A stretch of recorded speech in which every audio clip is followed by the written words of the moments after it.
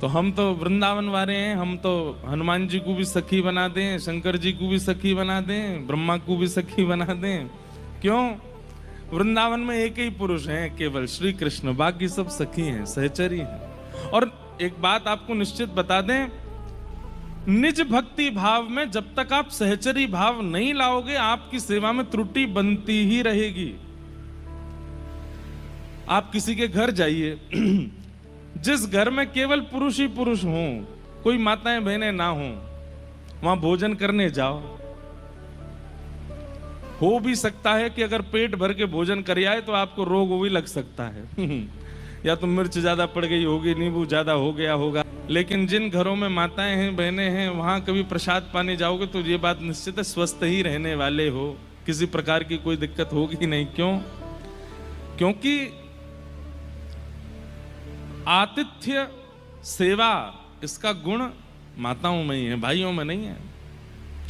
इसलिए हमारी वृंदावन की रसरीति में सेवा प्रणाली को स्वीकार करने के लिए सहचरी भाव आना आवश्यक है। या तो यशोदा मैया के भाव से करो, या फिर गोपीन के भाव से करो, मंजरीन के भाव से करो, सहचरीन के भाव से करो।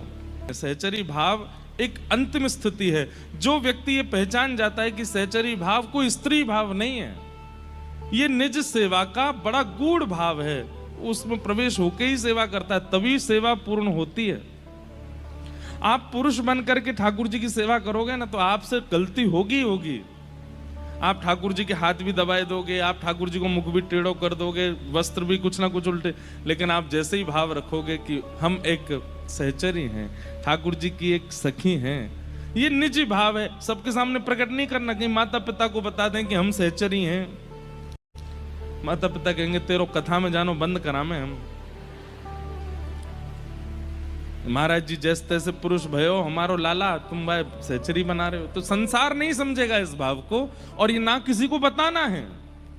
पर अपनी निज सेवा में जब आप होते हैं अपने ठाकुर जी के साथ एकांत में, उस समय नेत्र बंद करके बस मन से भाव प्रकट कर लीजिए कि हम भी कोई एक व्रज की गोपी हैं, और उस गोपी के भाव से ठाकुर जी की सेवा करो। त्रुटि नहीं होगी, फिर सेवा में उचित ही होगी सेवा।